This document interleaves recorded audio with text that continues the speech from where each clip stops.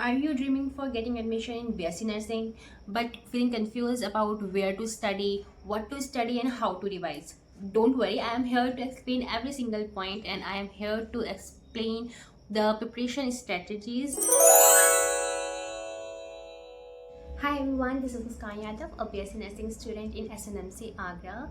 Today I am here to explain the full step-by-step strategy for UP CNET. So let's get into the video without wasting further time. So the first step is understand the exam pattern. सबसे पहले तो आप ये समझिए कि जो exam pattern है वो किस टाइप का होता है, लाइक टोटल क्वेश्चंस कितने आते हैं, पर्टिकुलर सब्जेक्ट से कितने क्वेश्चंस आते हैं, नेगेटिव मार्किंग है या नहीं है, या क्वेश्चन पेपर जो है वो इंग्लिश में आता है या हिंदी में आता है। सो मैं आपको बता दूं कि एक पर्टिकुलर सब्जेक्ट से 24 क्वेश्चंस आते हैं और टोटल क्वेश्चंस 120 होते हैं। इसमें कोई नेगेटिव मार्किंग नहीं होती है और जो क्वेश्चन पेपर है वो इंग्लिश और हिंदी दोनों में होता है। अगर आप हिंदी मीडियम के स्टूडेंट हैं या आप इंग्लिश मीडियम के स्टूडेंट हैं तो आप दोनों ही बेनिफिशियल हैं कि आप ये पेपर दे सकते हैं, ये एग्ज़ाम में अप्लाई कर सकते हैं। सो बात करें कि सब्जेक्ट कौन कौन से इंक्लूड्स हैं, तो physics, chemistry, biology, nursing aptitude और जनरल इंग्लिश इस यूपी सीनेट में आता है एग्ज़ाम में। सो अब जो नेक्स्ट टॉपिक है, ना कि आपकी मोस्ट इंपॉर्टेंट कह लो, जो नेक्स्ट स्टेप है वो ये है कि choose the right study material. Like अगर आप कोई भी एग्ज़ाम के लिए प्रिपेयर कर रहे हैं, कोई भी एग्ज़ाम के लिए प्रिपेयर कर रहे हैं, तो सबसे इंपॉर्टेंट चीज़ तो यही है कि आपने कौन सा स्टडी मटेरियल चूज़ किया है। सबसे पहले तो आपको अपनी 11th-12th की एनसीईआरटी कंप्लीट पढ़नी है।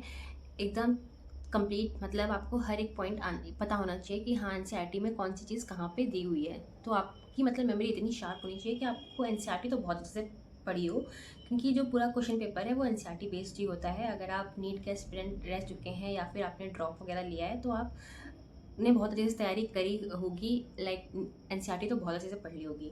और उसके बाद हम बात करें कि नर्सिंग एप्टीट्यूड और जनरल इंग्लिश के लिए हम कहाँ से पढ़ें या फिर कौन सी बुक प्रेफर करें। सो आप सबसे पहले तो आप कोई भी स्टैंडर्ड नर्सिंग की टेक्स्ट बुक प्रेफर कर सकते हैं, मार्केट्स में बहुत सारी अवेलेबल हैं।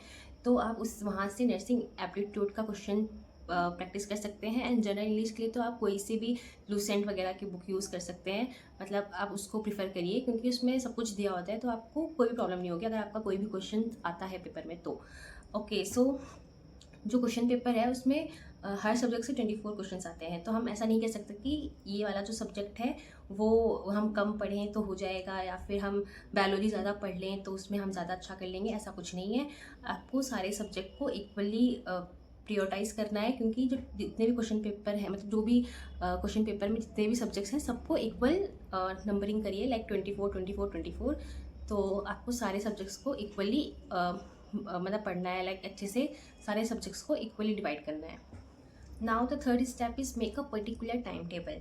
लाइक आपका जो टाइम टेबल है वो रियलिस्टिक होना चाहिए। ऐसा नहीं है कि आपने कोई भी टाइम टेबल बना दिया आप उसको फॉलो ही नहीं कर पा रहे हैं। आप ऐसा टाइम टेबल बनाइए जो आप फॉलो कर सकते हैं। और आपके जो टाइम टेबल में आप ज़्यादा टाइम अपने वीक सब्जेक्ट्स को दीजिए। लाइक अगर आपकी फिजिक्स वीक है तो आप उसको अपने टाइम टेबल में ज़्यादा टाइम दीजिए कि आप उस चीज़ को ज़्यादा प्रैक्टिस कर पाएँ, सो दैट कि वो सब्जेक्ट आपका स्ट्रांग हो जाए। क्योंकि जो आपका ये यूपी सीनेट का एग्जाम होता है उसमें सारे सब्जेक्ट को इक्वली वेटेज दिया गया है, like 24 questions from each subject. तो आप अगर ऐसा सोच रहे हैं कि आपकी फिजिक्स वीक है और आपकी बायोलॉजी बहुत ज़्यादा सही है, मतलब आप उसमें अच्छा कर लेते हैं, केमिस्ट्री में अच्छा कर लेते हैं, तो आप ये एग्ज़ाम दे देंगे।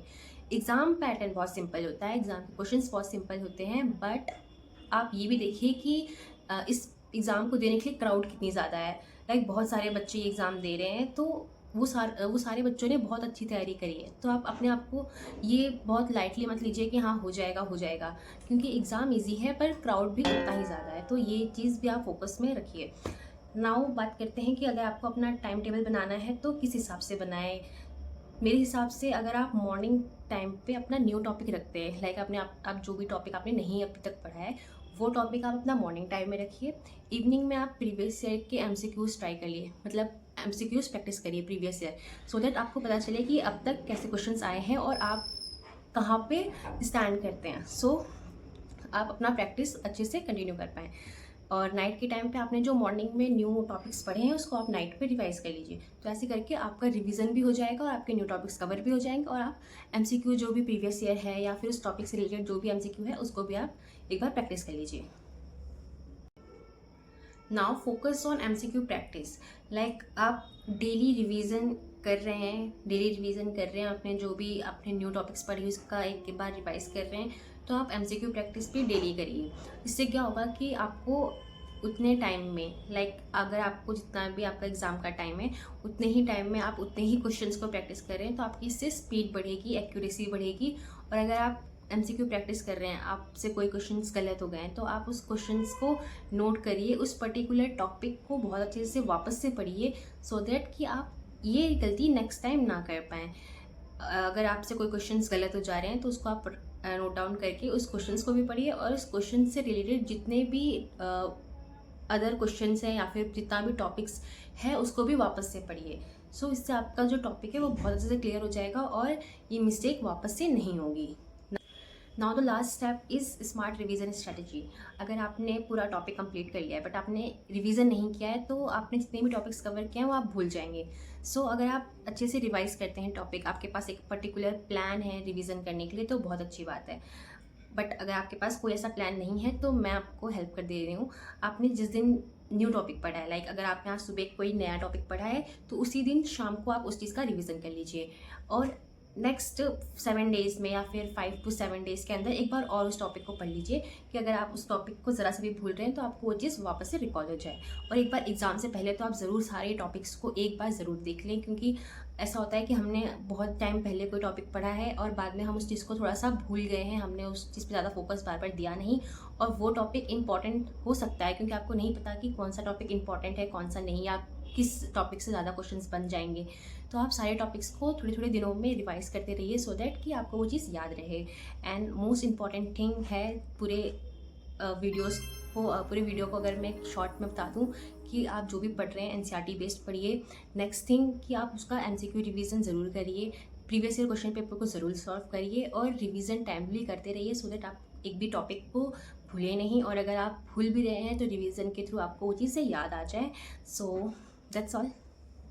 The video is all about this. I hope मैंने आपकी हेल्प करी हो।